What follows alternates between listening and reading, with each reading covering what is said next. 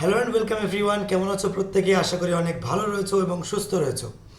Dear students and learner, সামনেই তোমাদের WBP কেপির পরীক্ষা। তো তার জন্য এই মুহূর্তে প্রয়োজন একটা কঠোর অধ্যাবসা। মনে রাখবে, ক্লাসের শুরুতেই আমি কয়েকটা কথা তোমাদের সঙ্গে বলে নিতে চাই, যাতে এই এনার্জিটা লাস্ট দিন পর্যন্ত বজায় থাকে।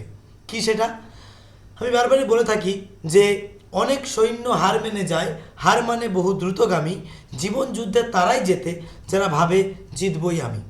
সো আজকে আমি তোমাদেরকে বলতে চাই, তোমরা জানো যে এই মুহূর্তে দাঁড়িয়ে স্টুডেন্টদের মনে প্রধান যে প্রশ্নটা, সেটা হচ্ছে ডাব্লিউবিপি কেপির পরীক্ষা কবে হবে। কিন্তু এক শ্রেণীর স্টুডেন্ট আছে যারা জানে যে পরীক্ষা একদিন হবেই, সুতরাং কবে হবে নিয়ে চিন্তাটা না করে আমি যদি হয় তো তখন আমি কি করব সেটা নিয়ে এখন থেকে ভাবছে, এবং তারাই কিন্তু সিলেকশনটা ultimately end of the day পাবে। তাই তোমাদেরকে প্রত্যেককে বলবো, আমি জানি তোমরা বিভিন্ন জন, বিভিন্ন ধরনের সোসাইটি থেকে বিভিন্ন ধরনের রেসপন্সিবিলিটি তোমাদের উপরে বিলং করে, ঠিক আছে? এবং সেই জায়গা থেকে দাঁড়িয়ে ফ্যামিলি প্রেশার, তারপরে তোমাদের বয়স বেড়ে যাচ্ছে, সেটার একটা বিষয়। এই সমস্ত জায়গাগুলো মাথায় রেখে এই যে প্রিপারেশান করাটা সত্যিই কিন্তু একটা চ্যালেঞ্জিং বিষয়। যে করে সেই জানে।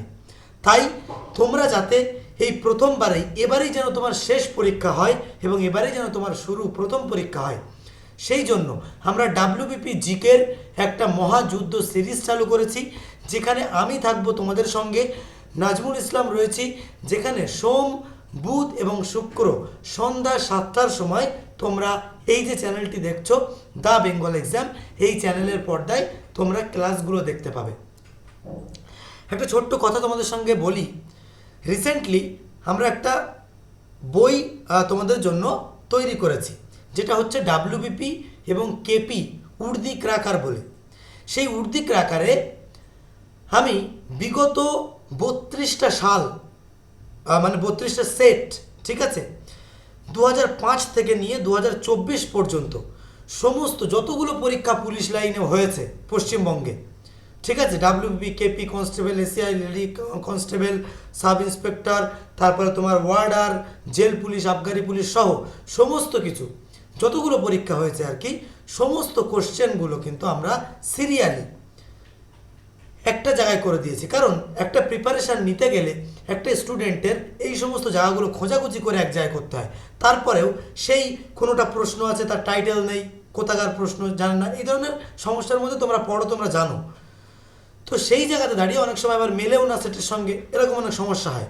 তো আমরা দীর্ঘ বহুদিন ধরে, প্রায় একটা বছর ধরে আমরা কিন্তু মানে জল্পনা কল্পনা কঠোর মেহনত করে আমরা তোমাদের জন্য একটা ছাতার তলায় সমস্ত পরীক্ষার প্রশ্নপত্র আনতে সক্ষম হয়েছি, এবং তার জন্য আমাদের টিমকেও আমি ধন্যবাদ জানাবো। এবং সেই জায়গা থেকে দাঁড়িয়ে কিন্তু, এবং তার সঙ্গে সেরা সেরা 20টা প্র্যাকটিস সেটও আমরা রেখেছি। তো এই কাজগুলো করতে গিয়ে আমি যেটা অনুভব করলাম সেটা হচ্ছে, প্রিভিয়াস ইয়ারের কোশ্চেন এই ডাব্লিউবিপি কেপি ক্র্যাক করার জন্য একটা ব্রহ্মাস্ত্র। যারা প্রিভিয়াস ইয়ারকে গুরুত্ব দিয়েছে তারা কিন্তু পরীক্ষায় পাশ করবে করবে করবে। এবং আমরা কি করেছি, ওই প্রশ্নগুলোকে নিয়ে তার ডিটেলসে ডাব্লিউবিসিএস লেভেলের ডিটেলস ইনফরমেশান দিয়েছি। একটা প্রশ্নকে ঘিরে 10-12টা করে ইনফরমেশান আছে। তো এই সবগুলো যখন কভার বা কপি, মানে তুমি যখন কভার আপ করবে না, তখন দেখবে তোমার আর জিকে থেকে আর কিছু থাকবে না। এবং শুধু জিকে নয়, ওখানে তোমার অল সাবজেক্টই আছে, ইংলিশ, ম্যাথ, রিজনিং, জিকে সবগুলোই কিন্তু আছে একেবারে মেইন পরীক্ষার জন্য। তো এটা তোমরা যদি সংগ্রহ করতে চাও আমাদের সঙ্গে যোগাযোগ করো, সেটা আলাদা বিষয়। তবে যেটা আমার বলার উদ্দেশ্য সেটা হচ্ছে, সেই জন্য আমি দেখেছি বহু প্রশ্ন বারবার রিপিট হচ্ছে, বহু প্রশ্ন, ঠিক আছে? সুতরাং প্রিভিয়াস ইয়ারের কোশ্চেন ভালো করে পড়ো, উর্দি তোমার গায়ে উঠবে। সেই জন্যই কিন্তু আমাদের বইটার নাম উর্দি ক্রাকার। ওকে, তো আমরা কি করেছি, তোমাদের সঙ্গে এই একটা সিরিজ চালু করেছি। ফেব্রুয়ারির লাস্টের দিকে যদি পরীক্ষাটা হয়, তো সেক্ষেত্রে আমরা প্রত্যেক দিনে 30টা করে প্রশ্ন রাখবো। একেবারে 30 থেকে শুরু হবে, তারপর গিয়ে লাস্টে 1 নম্বর প্রশ্ন, ঠিক আছে, ডিসেন্ডিং অর্ডারে যাবে। তো সে, এবং তার শেষে কিছু গুরুত্বপূর্ণ ডিটেলস থাকবে। একেবারে ধরে ধরে বোঝানোর চেষ্টা করব। যাদের মধ্যে সেই জুনুন আছে যারা বাবা মার পাশে দাঁড়ানোটা যাদের সত্যিই জরুরি, দেয়ালে পিঠ থেকে গেছে যাদের, তাদেরকে বলবো তারা অবশ্যই ক্লাসটা দেখো, উপকার আসবে। এবং এর থেকে আমি তোমাকে কমন পাইয়ে ছাড়বো। প্রত্যেকটা প্রশ্নই দেখলে তুমি বুঝতে পারবে ডাব্লিউবিপি কেপি রিলেটেড। অনেক কঠিন প্রশ্ন করলে তুমি হয়তো মেন্টালি স্যাটিসফ্যাকশন পাবে, কিন্তু ডাব্লিউবিপিতে আসবে না। ভাষা লেভেল অথচ ট্রিকি, এরম ধরনেরই প্রশ্ন কিন্তু ডাব্লিউবিপি কেপিতে আসে, তোমরাও জানো। সুতরাং সেই ধরনের প্রশ্ন নিয়ে বাছাই করা আমরা এই সিরিজটা চালু করছি। আজকে প্রথম ক্লাসের প্রথম কিছু ইন্ট্রোডাকশান, সেই জন্য আমি এতগুলো কথা তোমাদের সঙ্গে বললাম। শেষ পর্যন্ত দেখবে। আর একটা রিকোয়েস্ট, প্রত্যেকে তোমাদের যত ডাব্লিউবিপি ফ্রেন্ড আছে বা কেপির ফ্রেন্ড আছে বা মাঠে যেখানে যাও অনেকের সাথে পরিচয় আছে, সেখানে তোমরা কিন্তু এই মানে ভিডিওটা একটু শেয়ার করে দেবে যদি ভালো বলে মনে হয়, নইলে করতে হবে না, ঠিক আছে? তো চলো নতুন করে একটা উদ্যম নিয়ে আবারও শুরু করি। অনেক চ্যানেলেই তো ক্লাস দেখলে, এই ক্লাসটা শেষ পর্যন্ত দেখো। আশা করি খাতা পেন নিয়ে প্রত্যেকে ক্লাস দেখবে, তোমরা আশা করি বেনিফিট হবে। তবে তার আগে বলি, তুমি যে দেখছো চ্যানেলটি, এই চ্যানেলটির নাম হচ্ছে দ্য বেঙ্গল এক্সাম। সাবস্ক্রাইব যদি করা না থাকে এক্ষুনি সাবস্ক্রাইব করে নাও। আমাদের টেলিগ্রাম এবং ফেসবুক পেজ আছে এই নামেই, তোমরা দেখতে পাচ্ছ। এই সমস্ত জায়গায় আমাদের অ্যাপ আছে, অ্যাপের মাধ্যমে প্রস্তুতিও আমরা চালাই এবং এফবি পেজ, শর্টস, টেলিগ্রাম সব জায়গায় তোমরা দেখতে পারবে। আমাদের টেলিগ্রামে তোমরা যুক্ত হয়ে যাও, ডেসক্রিপশানে লিঙ্ক পেয়ে যাবে। আমাদের এই মুহূর্তে তোমরা আমাদের কাছে যে কোর্সগুলো করতে পারবে সেটা হচ্ছে ডাব্লিউবিপি কেপি সংগ্রামী ব্যাচ। আমি জানি ডাব্লিউবিপির স্টুডেন্ট, মেজরিটি পার্সেন্ট স্টুডেন্ট খুব মানে রাইস ফ্যামিলি থেকে বিলং করে না, তারা পরিশ্রমী হয়, তাদের খেটে বড় হতে হয়, তাই না? সেই জন্য তাদের জন্যই আমরা 1600 টাকার কোর্স আমরা কিন্তু এই নিউ ইয়ার উপলক্ষে আমরা মাত্র 799-তে রেখেছি। এই অফারটা জানুয়ারি থেকে 15ই জানুয়ারি পর্যন্ত ভ্যালিড থাকবে, তারপরে অ্যাকচুয়ালি আমাদের এই দামেই চলে আসে সারা বছর ধরে। এছাড়াও টার্গেট রেলওয়ে এনটিপিসি 1500 টাকার ব্যাচ 699 টাকায় চলছে। যারা এএনএম জিএনএমে অনেক ভাই বোন অনেকের আছে, পরীক্ষা দেয়, তাদের জন্য আমাদের কোর্স আছে 2750 টাকা জেনারেলি প্রাইস থাকে, এটার ডিসকাউন্টেড প্রাইস হচ্ছে 999। এছাড়াও basic to advance math foundation 2.0 batch আছে, যেটা হচ্ছে আমাদের 499 এই মুহূর্তে চলছে। আর ডাব্লিউবি টেটের ক্র্যাশ কোর্স একেবারে basic to advance foundation course, যেটা হচ্ছে আমাদের 999 অল টাইম। একেবারে অভূতপূর্ব একটা দাম আমাদের এই মুহূর্তে চলছে, নিতে হলে এই নাম্বারে যোগাযোগ করো। ওকে, চলো পরবর্তী আজকের প্রশ্নের ফার্স্ট প্রশ্নে আমরা চলে যাচ্ছি। 30 নম্বর প্রশ্ন।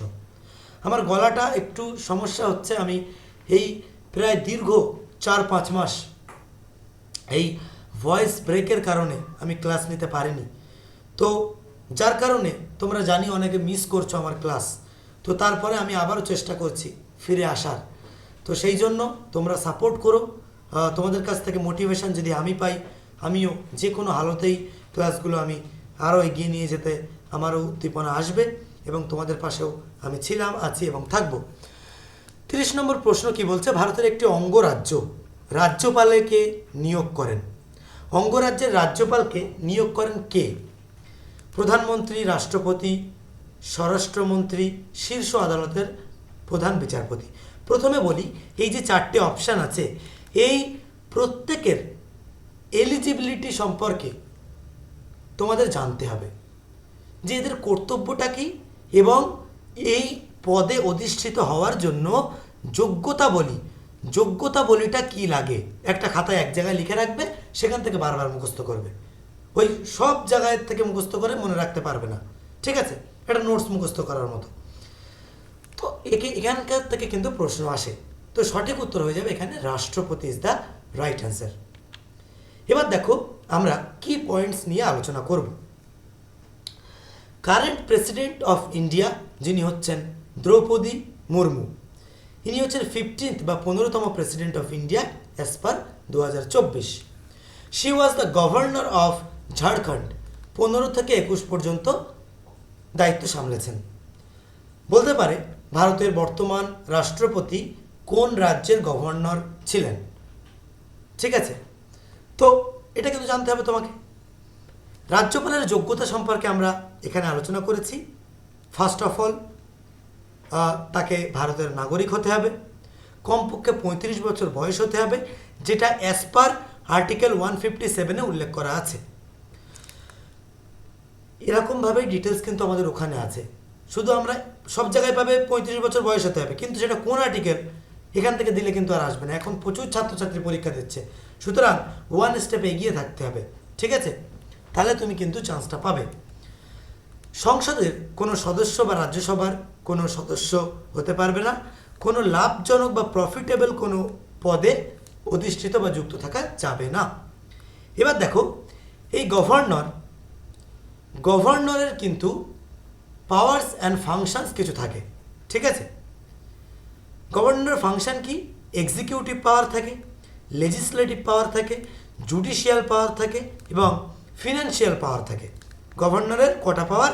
4টে পাওয়ার থাকে, ঠিক আছে? এবং প্রেসিডেন্টের পাওয়ার সম্পর্কে সেখানে আর্টিকেল 72 এবং গভর্নর সম্পর্কে বলা হয়েছে আমাদের আর্টিকেল 161-এ, ঠিক আছে? এটা কিন্তু তোমাকে মাথায় রাখতে হবে। পরবর্তী প্রশ্নে আমরা চলে যাব। যদি পর্বটি ভালো লেগে থাকে একটা লাইক করো এবং অবশ্যই এটা হোয়াটসঅ্যাপে একবার স্ট্যাটাস দিয়ে দেবে আমার জন্য, ওকে? এবং যারা বন্ধুবান্ধব রয়েছে কোনো গ্রুপে যদি মেসেজ করা যায় তাহলে সেখানে তুমি লিঙ্কটা একটু শেয়ার করে দেবে। 29 নম্বরে কি বলছে? সম্মিলিত জাতিপুঞ্জের মানবাধিকার কমিশনের সদর দপ্তর কোথায় রয়েছে? এই সদর দপ্তর বা হেডকোয়ার্টার থেকে কিন্তু অনেক সময় প্রশ্ন আসে। আমাদের চ্যানেলের যে শর্ট সেকশনটা একটু ফলো করবে। সেখানে আমি বিভিন্ন এই ডাব্লিউবিপি কেপিতে, ঠিক আছে, বিভিন্ন জিনিস, সদর দপ্তর, সমাধিস্থল, এগুলো নিয়ে কল্পনা করতে করতে নিজের স্বরচিত কিছু ট্রিক্স আমি তৈরি করি এবং সেই ট্রিক্সগুলো যাতে তোমাদের সহজে মনে থাকে তার জন্য সেখানে দেওয়া থাকে, তোমরা একটু দেখলে বুঝতে পারবে। এটা সঠিক উত্তর হচ্ছে জেনেভা, ঠিক আছে? Geneva, Switzerland. পরবর্তীতে যাই কি পয়েন্টস। এটা ফাউন্ডেড হয়েছিল কোথায়? সম্মিলিত জাতিপুঞ্জের মানবাধিকার কমিশনের সদর দপ্তর। এটা ফাউন্ডেড হয়েছিল 24শে অক্টোবর 1945 আফটার ওয়ার্ল্ড ওয়ার 2। দ্বিতীয় বিশ্বযুদ্ধের পরবর্তীতে 1945 সালের 24শে অক্টোবর এটা কিন্তু আমাদের ফাউন্ডেড বা তৈরি হয়েছিল। রোল কি? এর মুখ্য ভূমিকাটা কি? Maintain international piece and security, আন্তর্জাতিক শান্তি এবং সুরক্ষাকে বজায় রাখাটা হচ্ছে এর প্রধান কর্তব্য বা উদ্দেশ্য। মেম্বারশিপ, এখানে টোটাল 193টা মানে স্টেট আছে, মেম্বার স্টেটস আছে এবং হেডকোয়ার্টার হচ্ছে new York. President secretary general, ঠিক আছে, প্রেজেন্ট সেক্রেটারি জেনারেল হচ্ছে 9তম, ঠিক আছে, অ্যান্তোনিও গুতেরেস, যিনি 2017 সাল থেকে কিন্তু পদে আছেন। এই পর্বগুলো শুনলে তোমার কিন্তু এখন বুঝতে পারবে, কিন্তু পরে মনে থাকবে না। এগুলো কি করতে হবে? খাতায় নিজে লিখে রাখতে হবে। যখন এরকম তোমার আমাদের প্রত্যেকটা পর্বে 30টা করে প্রশ্ন, ঠিক আছে, আমরা সপ্তাহে ক্লাস দিচ্ছি কদিন? 3 দিন, তাহলে এখানে 30টা, তাহলে তুমি সপ্তাহে মাসে ক্লাস পাচ্ছ 90টা, ঠিক আছে?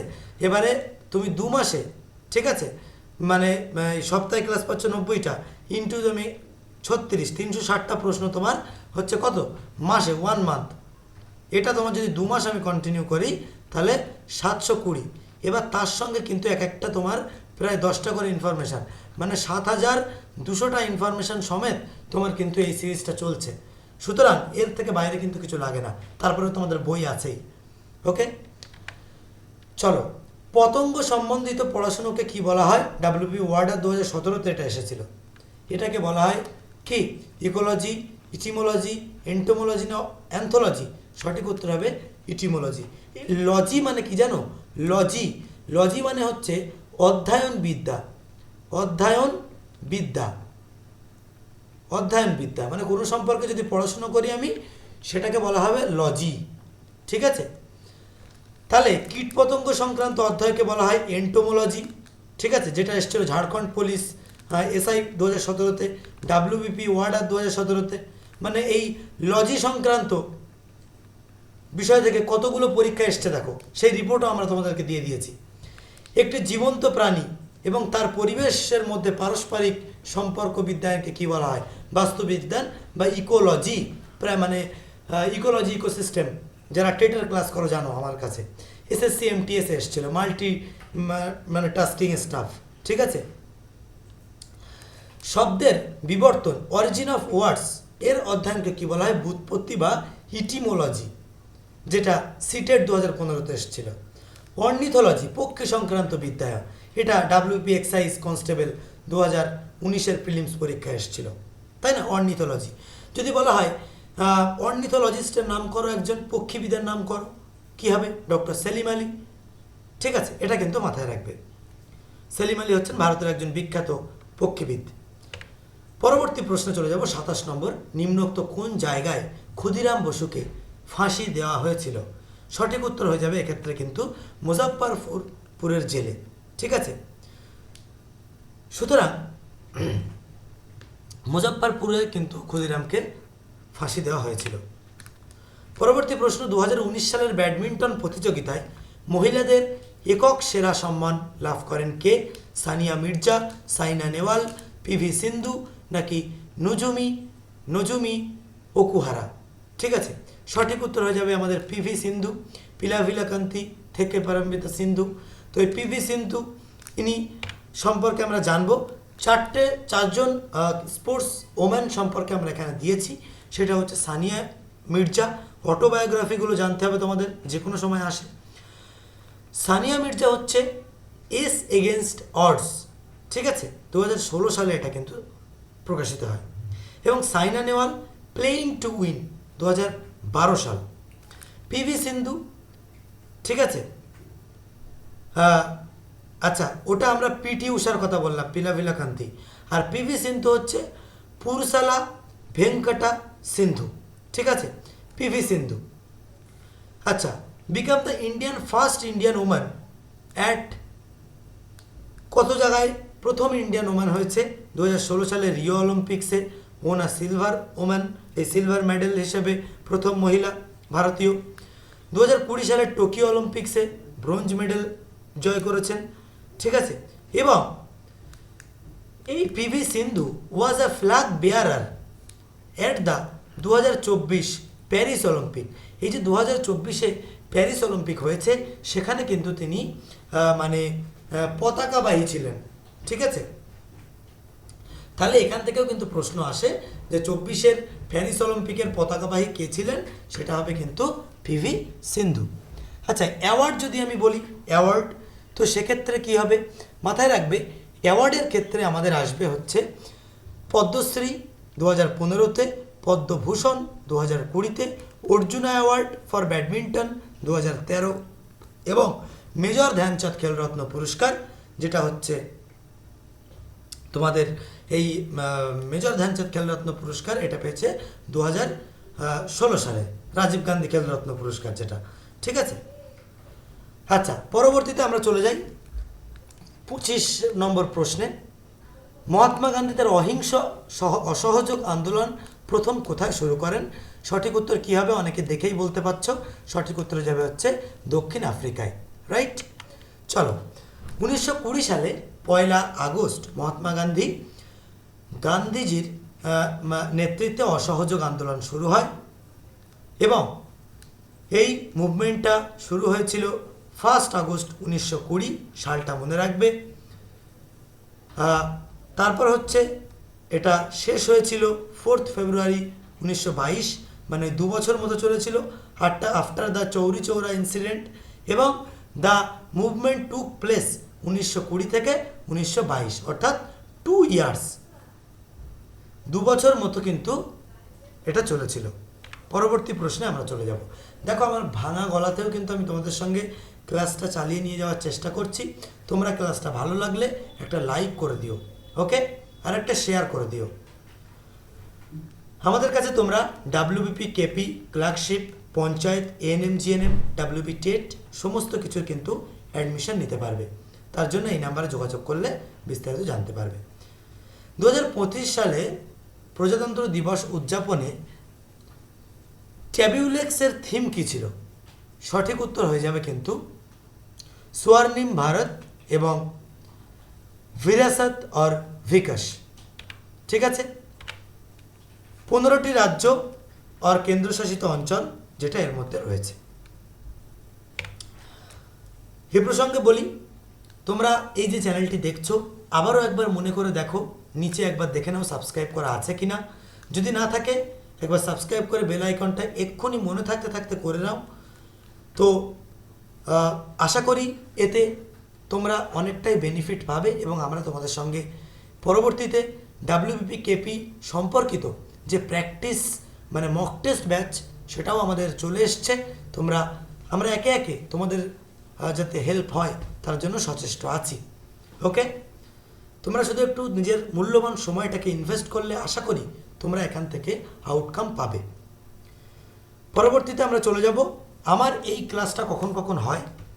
ডাব্লিউবিপি জিকে মহাযুদ্ধ, এটা বেসিক্যালি সোমবার, বুধবার এবং শুক্রবার 7টার সময় হয় সন্ধ্যায়, এবং এনএম জিএনএম এর যে মিক্স প্র্যাকটিস সেট সেটা কিন্তু মঙ্গল, বৃহস্পতি এবং শনি হয়।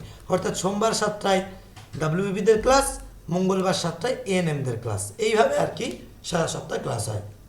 এছাড়াও আরও স্যারদের ক্লাস আছে, সেগুলো কিন্তু বিভিন্ন সকালের দিকে হয় এবং অন্যান্য সময় হয়। চ্যানেল ভিজিট করলে সেগুলো জানতে পেরে যাবে।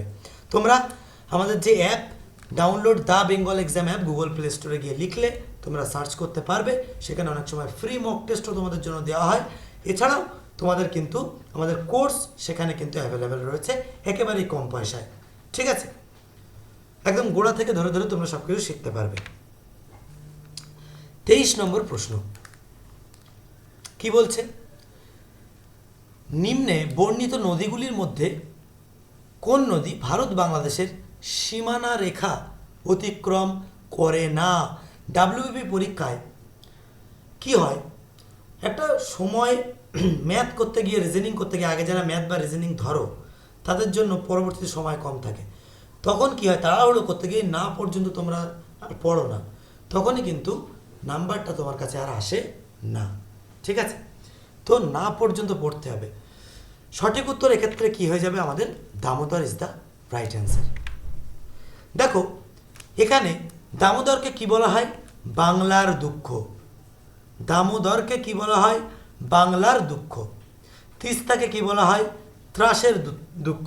এই দেখো তিস্তা ত্রাসের নদী, এই তয় থেকে তিস্তা আর তয় রফল আকার থেকে ত্রাস, তাহলে মনে রাখবে তিস্তা হচ্ছে ত্রাসের নদী। কোশি হচ্ছে বিহারের দুঃখ বলা হয়, মহানদী উড়িষ্যার দুঃখ বলা হয়। ঠিক আছে, আচ্ছা এখানে কনফিউশন একটা পয়েন্ট আছে, যেখান থেকে ডাব্লিউবিপি কেপিতে আমরা বহুবার প্রশ্ন দেখেছি এবং এটা কিন্তু কনফিউশন পয়েন্ট বলেই বারবার দেওয়া হয়। এবং আমি মানে প্রিভিয়াস ইয়ার নিয়ে প্রশ্ন সেট রেডি করতে গিয়ে দেখেছি বারবার এই ধরনের প্রশ্ন রিপিট হয়েছে, 7-8 বার করে রিপিট হয়েছে। ঠিক আছে, সুতরাং মাথায় রাখতে হবে কাবেরী নদী দক্ষিণ ভারতের গঙ্গা এবং গোদাবরী হচ্ছে দক্ষিণের গঙ্গা নামে পরিচিত। ঠিক আছে, কাবেরী নদী দক্ষিণ ভারতের গঙ্গা এবং গোদাবরী হচ্ছে দক্ষিণের গঙ্গা। ক্লিয়ার? পরবর্তী প্রশ্নে আমরা চলে যাব। পিতল কোন ধাতুর সংমিশ্রণে তৈরি করা হয়? সঠিক উত্তর হয়ে যাবে তামা এবং দস্তা, এই ধাতুর মিশ্রণে কিন্তু তৈরি করা হয় কি, পিতল। খাঁসা কি দিয়ে তৈরি করা হয়? শুধু যে তোমার পরীক্ষায় পিতল পড়বে তার কিন্তু কোনো কথা নেই, খাঁসা, জার্মান সিলভার এগুলোও দিতে পারে। তো মাথায় রাখবে এগুলো হচ্ছে সংকর ধাতু, অর্থাৎ সংমিশ্রণ থাকে। কপার এবং টিন মিলিত হয়ে কি হয়, খাঁসা। এবং জার্মান সিলভার হচ্ছে কপার, জিঙ্ক ও নিকেল। ডুরালুমিন হচ্ছে তোমার অ্যালুমিনিয়াম, কপার, ম্যাগনেসিয়াম এবং ম্যাঙ্গানিজ। এবং রাংঝাল হচ্ছে সীসা ও টিন। আচ্ছা, ইনভার হচ্ছে লোহা ও নিকেল। এটা কিন্তু লিখে লিখে রাখবে যে কিসের সংমিশ্রণে কোন সংকর ধাতু তৈরি হয়। গৌতম বুদ্ধ নিয়ে এখানে মাথায় রাখতে হবে যে গৌতম বুদ্ধের জন্মস্থান কত সালে, এগুলোও কিন্তু প্রিভিয়াস ইয়ার কোশ্চেন। সুতরাং এখানে কিন্তু সঠিক উত্তর হয়ে যাবে লুম্বিনী। এটা কিন্তু অনেকবার ডাব্লিউবিপির পরীক্ষাতেও এসেছে। কিছু কিছু আমি তোমাদের মডারেট টাইপ বলে দেবো, ক্লাসগুলো শেষ পর্যন্ত এই সিরিজটা কন্টিনিউ করো। কিছু কিছু প্রশ্ন বলে দেব, তার বাইরে কোশ্চেন আসবে না। ঠিক আছে, কারণ ডাব্লিউবিপি বোর্ড এই প্যাটার্নটাকেই ফলো করে। সেটা তুমি যতক্ষণ না পর্যন্ত শুনবে বুঝতে পারবে না, শুনলেও যতক্ষণ না পর্যন্ত প্রিভিয়াস ইয়ার ট্রেন্ড অ্যানালিসিস করবে, করার পরে তুমি বুঝতে পারবে যে কোন প্যাটার্ন ফলো করছে। ঠিক আছে, তো দেখো এক্ষেত্রে সঠিক উত্তর গৌতম বুদ্ধের প্রতিষ্ঠাতা হচ্ছে, বৌদ্ধ ধর্মের প্রতিষ্ঠাতা তিনি গৌতম বুদ্ধ। তিনি জন্মগ্রহণ করেন কপিলাবস্তু, বর্তমানে যেটা নেপালে অবস্থিত। ওই জন্য বিভিন্ন দালাই লামা থেকে শুরু করে সমস্ত ধরনের বুদ্ধিস্টরা কিন্তু নেপালে বেশি মানে অবস্থিত তারা। ঠিক আছে, এবং কপিলাবস্তুর কাছে লুম্বিনীর রাজকুমার সিদ্ধার্থ রূপে তিনি কিন্তু জন্মগ্রহণ করেছিলেন। তিনি ছিলেন শুদ্ধ ধর্ম মহামায়ার পুত্র। ডায়েট করেছিলেন, মারা গেছেন কোথায়, জন্মস্থান দিয়েছে, মৃত্যুস্থান দিতে পারে। ঠিক আছে, এটা কিন্তু কুশীনগর। ঠিক আছে, আর তার পুরো নামও অনেক সময় আসে, সেটা হচ্ছে সিদ্ধার্থ গৌতমা। ঠিক আছে, এটা কিন্তু মাথায় রাখবে। অনেক সময় বিভিন্ন যারা মনীষী বা বিখ্যাত ঐতিহাসিক ব্যক্তি, তাদের কিন্তু মানে সমাধিস্থল দিয়ে প্রশ্ন দেয়। তো সেটা নিয়ে আমাদের একটা শর্টস আছে, আমি একটা কবিতা লিখেছিলাম তোমাদের জন্য। হ্যাঁ, সেই কবিতা নিয়ে কার কোথায় জন্মস্থান, সেখানে মানে সমাধিস্থল, সেটা তোমরা একেবারেই মুখস্থ রাখতে পারবে। শর্ট সেকশন ফলো করো, খাতা থাকলে নোট করে রাখো। আচ্ছা, সূর্যের আলোকিত পৃষ্ঠটি নিম্নের কী হিসাবে পরিচিত? সঠিক উত্তর হচ্ছে এখানে আমাদের আলোকিত। এখানে একটা কমন সেন্স খাটাও, এটা হচ্ছে আলো। আলো মানে কি বলতো? আলো মানে হচ্ছে সালোক সংশ্লেষ, মানে কি বলতো? Photosynthesis, photo. তাহলে আলো যেখানে থাকবে, ফটো কথার অর্থ হচ্ছে আলো। ঠিক আছে, তো খিচমেরি ফটো ওই ফটো না, এখানে হচ্ছে ফটো কথার অর্থ হচ্ছে আলো, আলোর উপস্থিতিতে। ঠিক আছে, তাহলে এখানে আলো কিসে আছে? মেসোতে আলো নেই, ট্রোপোতে নেই, ফটো। তাহলে এখানে সঠিক উত্তর যাবে ফটোস্ফিয়ার। রাইট, আমি তোমাকে শেখাচ্ছি কীভাবে উত্তর বার করতে হয় ট্রিক্স দিয়ে। ওকে, দেখো এখানে একটা ট্রিক্স আমি দিই, যে তোমাদের ওটা কি বলে, ট্রপিকানা স্ট্র দিয়ে মেসে থাকতে খেতাম, এক্সট্রা ম্যাজিক্যাল লাগতো।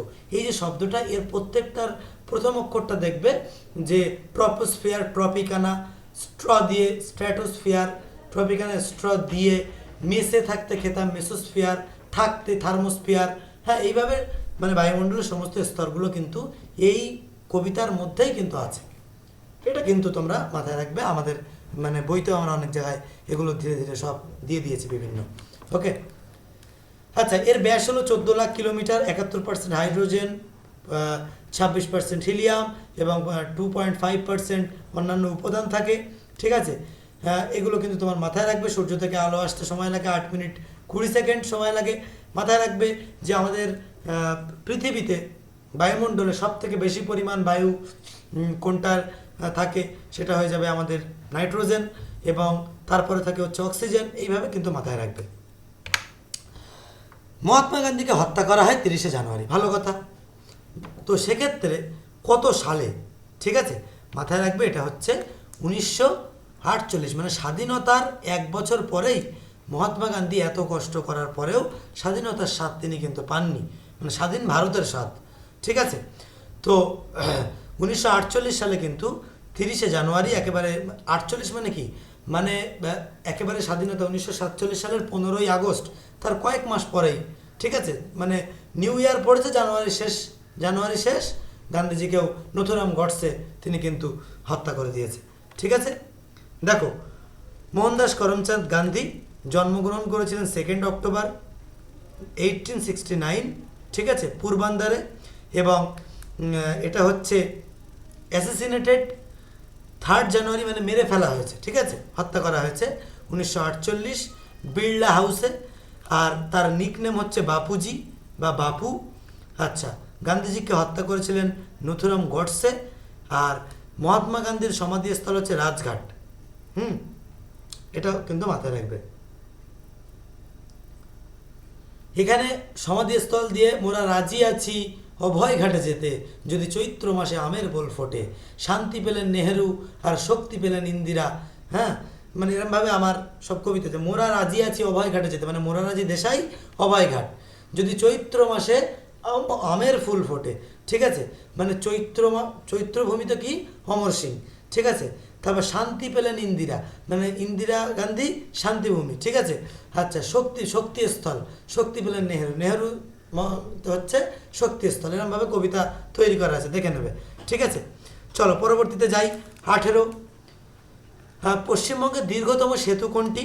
সঠিক উত্তর হয়ে যাবে আমাদের এখানে জয়ী সেতু। এই প্রশ্নটা ভাই যে কতবার এসছে, মানে ইউ কান্ট বিলিভ, ঠিক আছে, অনেকবার কিন্তু এই প্রশ্নটা এসছে। সুতরাং এটা একটা আইকনিক কোশ্চেন। ওকে, জয়ী সেতু মাথায় রাখবে। জয়ী সেতু বা জয়ী ব্রিজ পশ্চিমবঙ্গের মানে লংগেস্ট, ঠিক আছে, লংগেস্ট এটা একটা সেতু, ঠিক আছে, মাথায় রাখবে তোমরা প্রত্যেকে। আচ্ছা, সেতুটি 2021 সালের 1 ফেব্রুয়ারি চালু করা হয়েছিল। 2021 সালের 1 ফেব্রুয়ারি। কীভাবে মনে রাখবে? 2021 সাল, ঠিক আছে, এটা হচ্ছে ডে, ঠিক আছে, আর এই 2 মানে কি? জানুয়ারি ফেব্রুয়ারি, এটা হচ্ছে ফেব্রুয়ারি, ঠিক আছে, তাহলে ফেব্রুয়ারির ফার্স্ট ডে 2021। এরপরে মাথায় রাখবে জয়ী সেতু, ঠিক আছে। এই তিস্তা নদীর উপরে নির্মিত সেতুটির দৈর্ঘ্য প্রায় 2.709 কিলোমিটার, ঠিক আছে, এটা তিস্তা নদীর উপরে তৈরি। আচ্ছা, একটু আগে কী বলেছে? তিস্তা কিষাণ নদী, ত্রাসের নদী। ওকে, 1943-তে চালুর সময় এটি বিশ্বের দীর্ঘতম এটা ক্যান্টিলিভার সেতু ছিল, ফারাক্কা সেতু। সেতুটির আনুমানিক দৈর্ঘ্য ছিল হচ্ছে 2.24 কিলোমিটার। মাথায় রাখবে। 17, বিদ্যাসাগরের জন্মভূমি বীরসিংহ গ্রাম, এটি কোন জেলাতে অবস্থিত? সবাই জানো, সঠিক উত্তর হচ্ছে আমাদের পশ্চিম মেদিনীপুর জেলায়।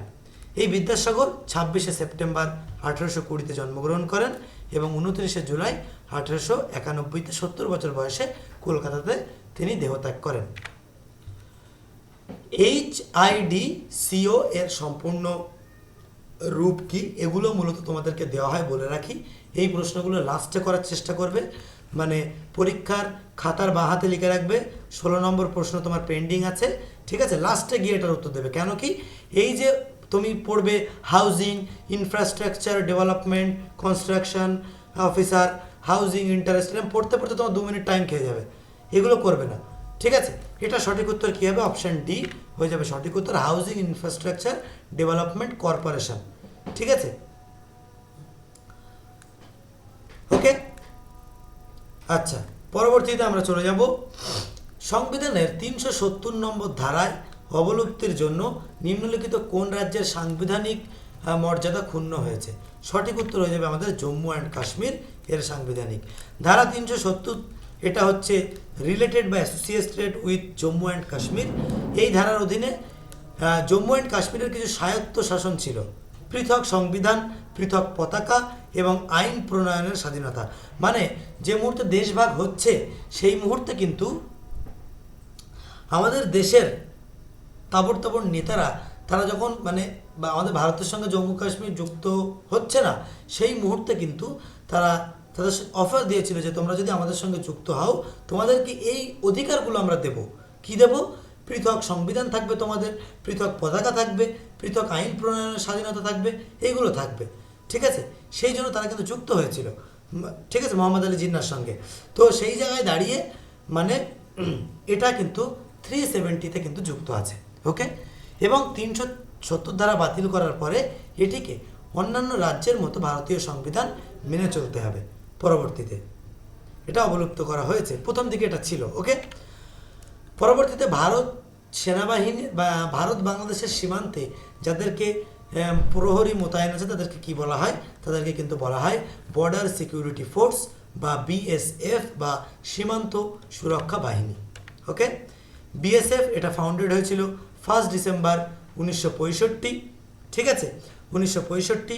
এটা মাথায় রাখার জন্য সমস্ত কিছু কিন্তু স্বাধীনতা 1947 এই মানে সালটাকে 1947 এই সালটাকে তোমরা মানে প্রমাণ ধরে ক বছর পরে কি হয়েছিল, যেমন আমি বললাম গান্ধীজি, ঠিক আছে, স্বাধীনতার পরে 1948-এর মানে 30শে জানুয়ারি মারা গিয়েছিল। এরকমভাবে কানেক্ট করে মনে রাখলে তোমার মনে থাকবে, ঠিক আছে। এটার হেডকোয়ার্টার তোমার দিল্লিতে, নিউ দিল্লি। ফাউন্ডার হচ্ছে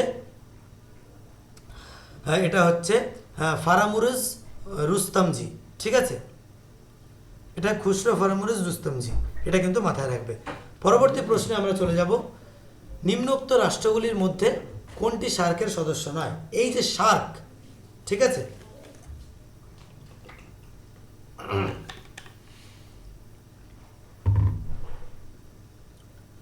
এই যে সার্কের সদর দপ্তর কোথায় অবস্থিত, ফাউন্ডেড কবে, মানে প্রতিবেশী দেশগুলো কোনগুলো, সব কিন্তু মাথায় রাখতে হবে। এটা হচ্ছে মায়ানমার, মাথায় রাখবে।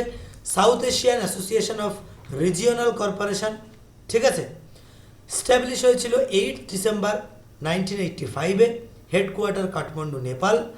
মেম্বার অফ কান্ট্রিজ, ঠিক আছে, আফগানিস্তান, বাংলাদেশ, ভুটান, ইন্ডিয়া, মালদ্বীপ, নেপাল, পাকিস্তান।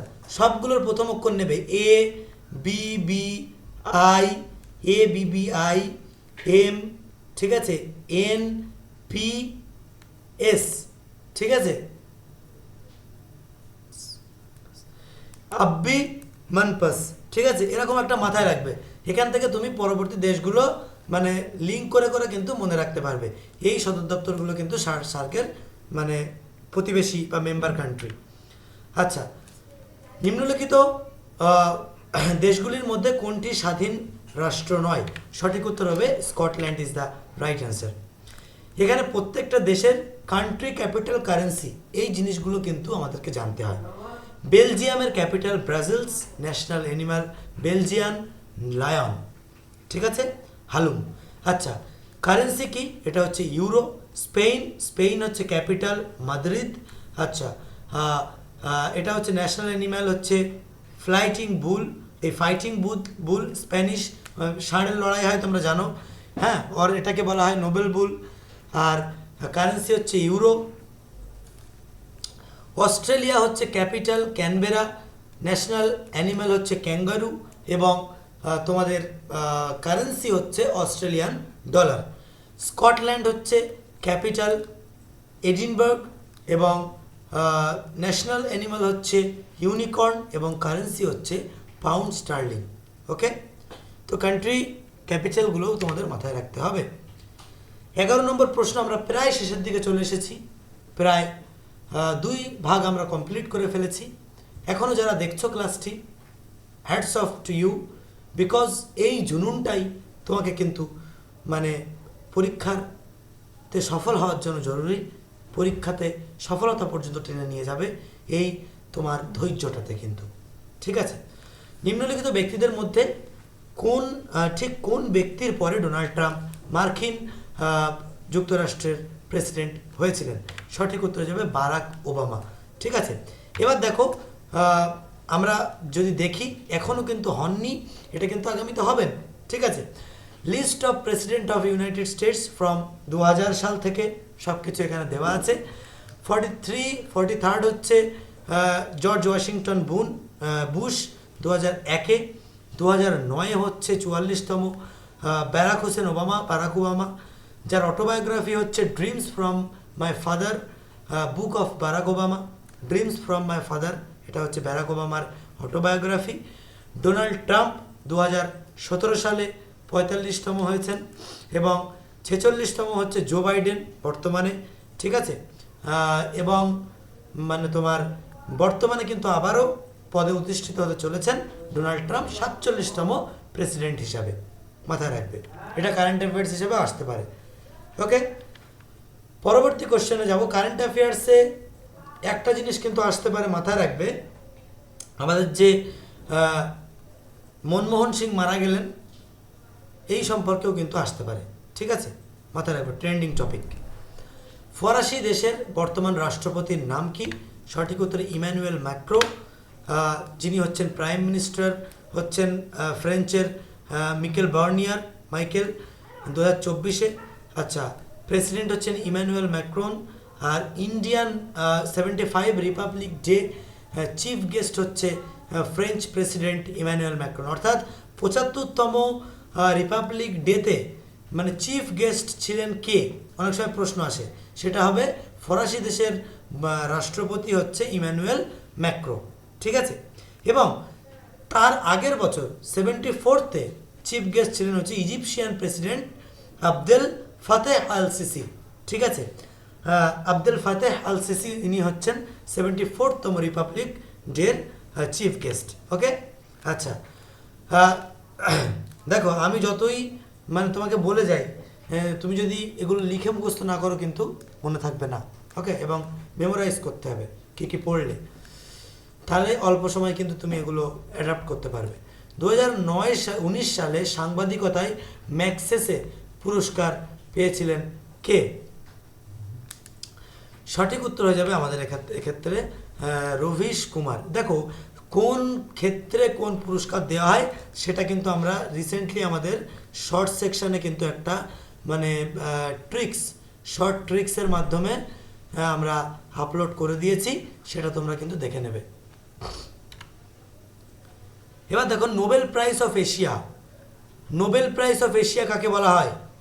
রামন ম্যাগসেসাই অ্যাওয়ার্ডকে বলা হয় Nobel prize of Asia. Very very important একটা প্রশ্ন।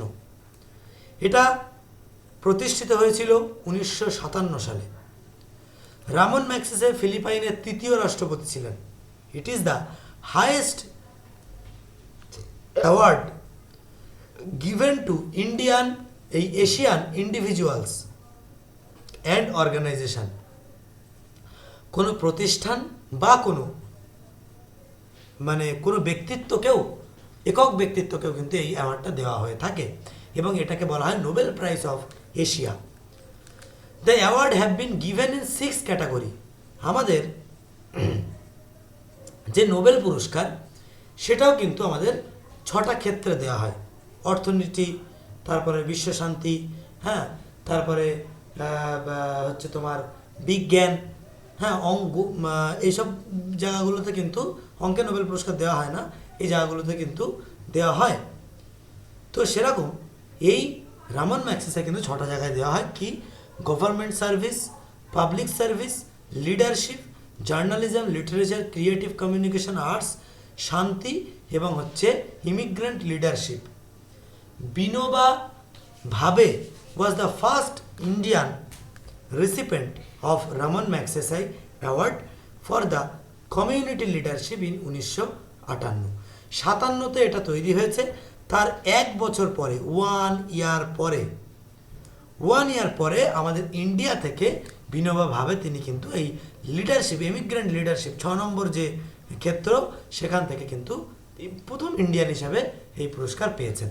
আশা করি ফুল ক্লিয়ার, জলের মতো। চলো নেক্সট কোশ্চেন। নিম্নোক্ত ব্যক্তিদের মধ্যে কাকে 2019 সালে সাহিত্যে নোবেল পুরস্কার দেওয়া হয়েছিল? সঠিক উত্তর হয়ে যাবে আমাদের এক্ষেত্রে নিম্নোক্ত ব্যক্তিদের মধ্যে 2019 সালে কাকে দেওয়া হয়েছিল? সম্ভবত এটা বব ডিলান। ওকে, আচ্ছা, পরবর্তীতে আমরা চলে যাব বিভিন্ন নোবেল পুরস্কার সম্পর্কে কিছু কি পয়েন্ট, ভেরি ভেরি ইম্পর্টেন্ট কি পয়েন্ট আমরা তোমাদের এখানে একটা জায়গায় করে দিয়েছি। দেখো নোবেল পুরস্কার সম্পর্কে কতগুলো ডিটেলস এখানে আছে। সুয়েডীয় বিজ্ঞানী আলফ্রেড নোবেলের নাম অনুসারে, তাহলে কার নাম অনুসারে নোবেল পুরস্কার হচ্ছে? Alfred Nobel. তিনি কোন দেশের অধিবাসী? তিনি হচ্ছেন সুয়েডীয় বিজ্ঞানী, ঠিক আছে, মানে সুইডিশ, ঠিক আছে। সুয়েডীয় বিজ্ঞানী আলফ্রেড নোবেলের নাম অনুসারে নোবেল পুরস্কার প্রচলন করা হয়।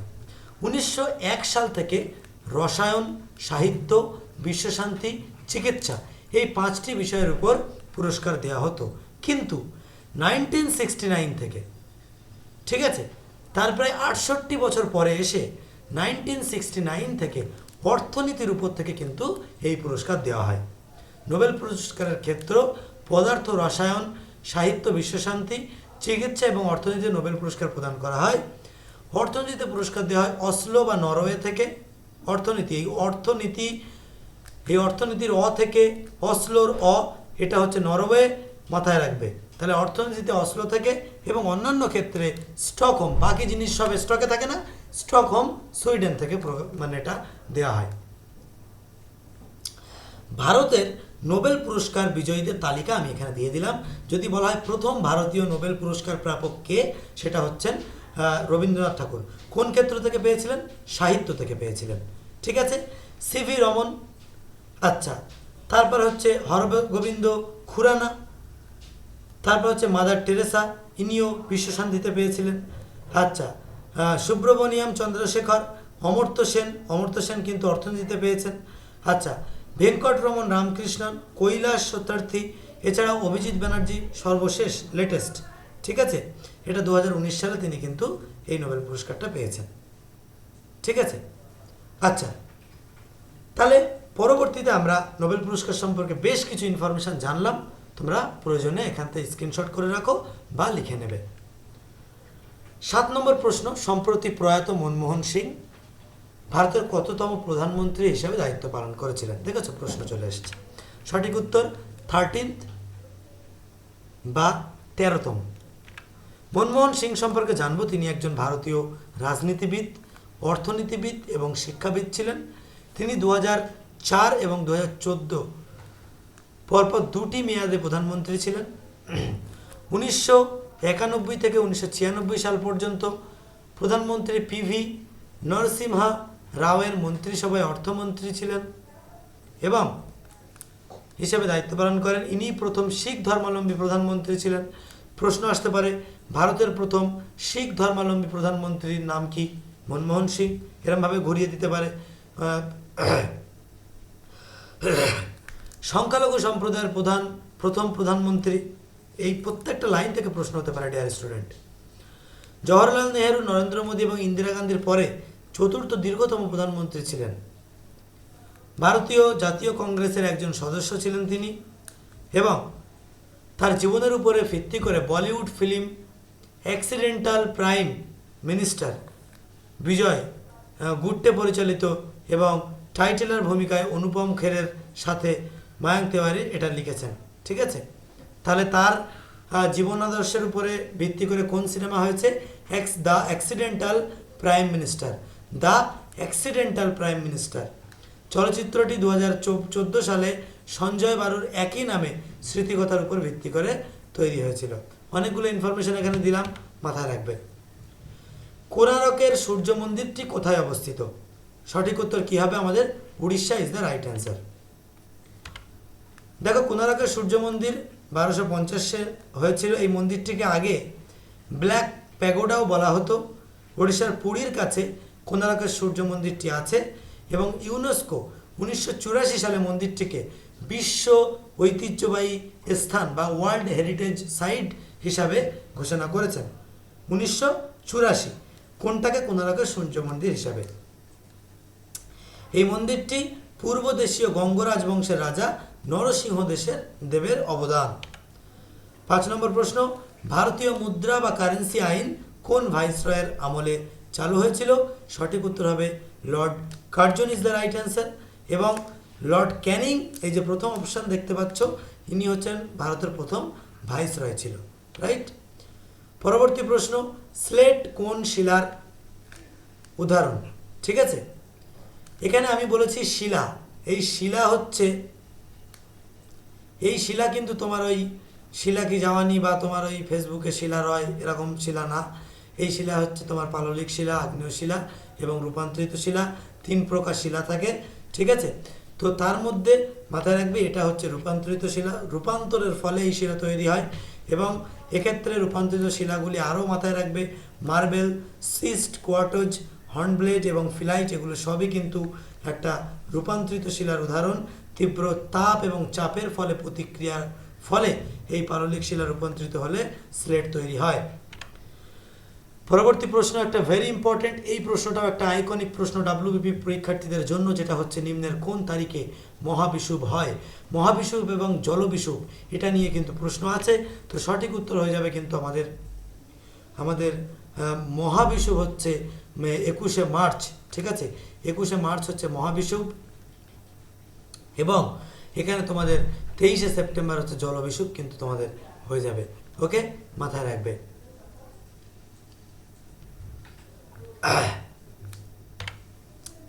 পরবর্তী প্রশ্নে আমরা চলে যাব। ভারতের প্রথম কোচ ফ্যাক্টরি কোথায় অবস্থিত? সঠিক উত্তর হয়ে যাবে কিন্তু আমাদের এক্ষেত্রে কাপুরথালা। এটা ভারতের প্রথম কোচ ফ্যাক্টরি। ঠিক আছে, এটা আমাদের ফিরোজপুর রেলওয়ে লাইনে অবস্থিত। আজকের লাস্ট কোশ্চেন, SQL এর সঠিক উত্তর কি?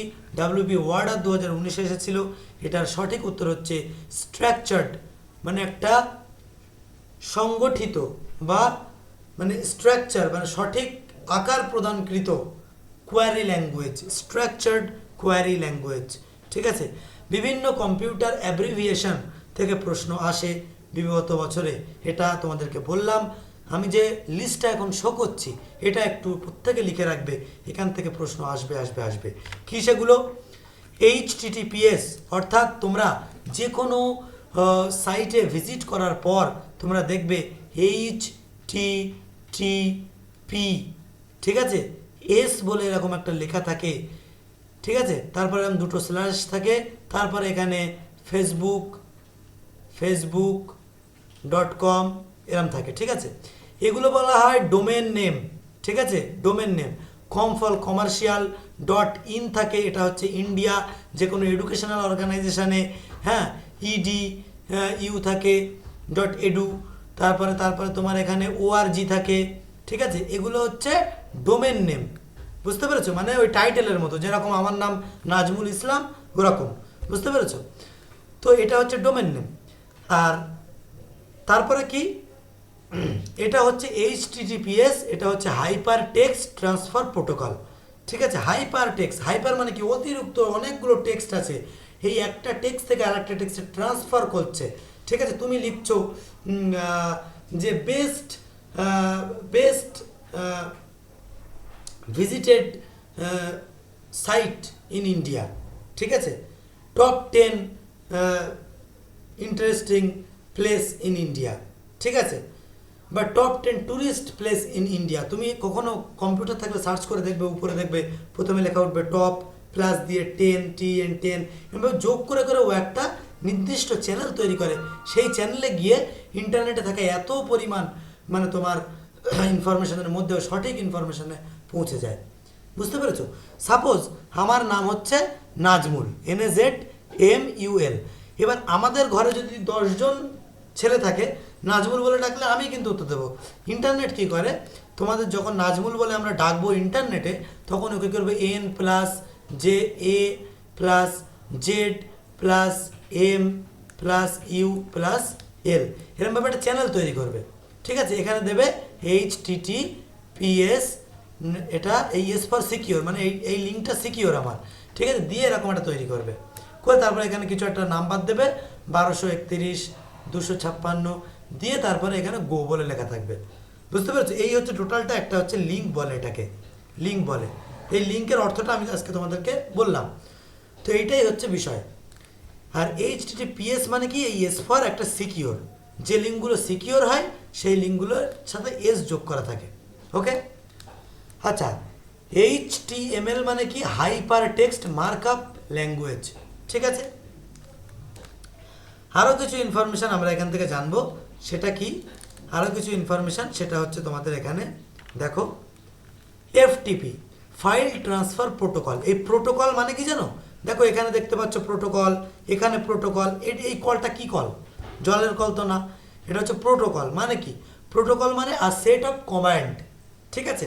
সেট অফ কমান্ড মানে কি, তুমি যদি পরীক্ষা দিতে যাও তাহলে তোমাকে সেখানে কোনো ডিভাইস নিয়ে যেতে পারবে না, কোনো ঘড়ি পরে যেতে পারবে না, সঠিক সময়ে পৌঁছাতে হবে, অ্যাডমিট কার্ড নিয়ে যেতে হবে, পুরো চেক করতে হবে, পাতলা জামা পরতে হবে, জিন্সের ছেঁড়া প্যান্ট পরে যেতে পারবে না।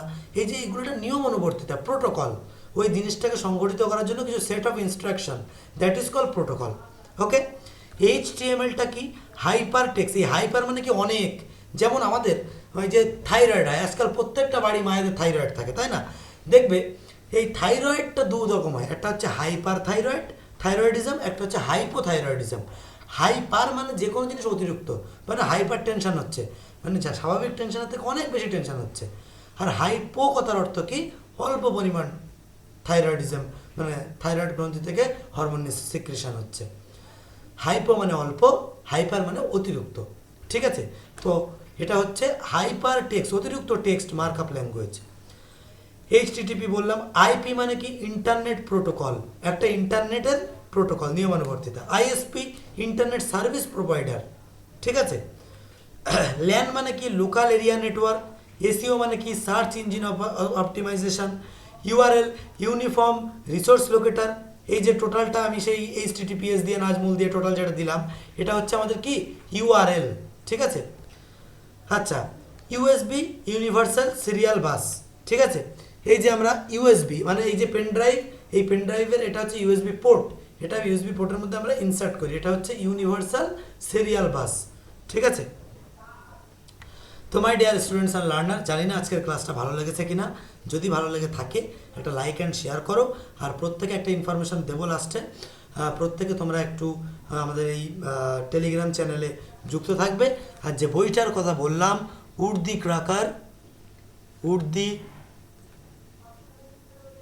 ক্র্যাকার, ঠিক আছে, এই উর্দি ক্র্যাকার বইটা যদি নিতে চাও তাহলে আমাদের অ্যাডভান্স বুক চলছে এই মুহূর্তে 7003840858, এই নাম্বারে কিন্তু তুমি পেয়ে যাবে। এটা কিন্তু তোমরা কল করে নেবে। বিগত টোটাল 32টা সেটের PYQs ফুল, ঠিক আছে, যার মধ্যে তোমার ম্যাথ থাকবে, ইংলিশ থাকবে, রিজনিং থাকবে, জিকে থাকবে, উইথ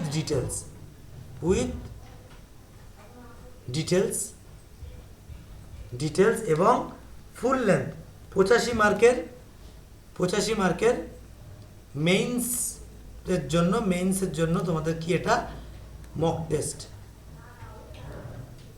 টেস্ট মানে প্র্যাকটিস সেট কটা 20টা। তো এটা কিন্তু মাথায় রাখবে।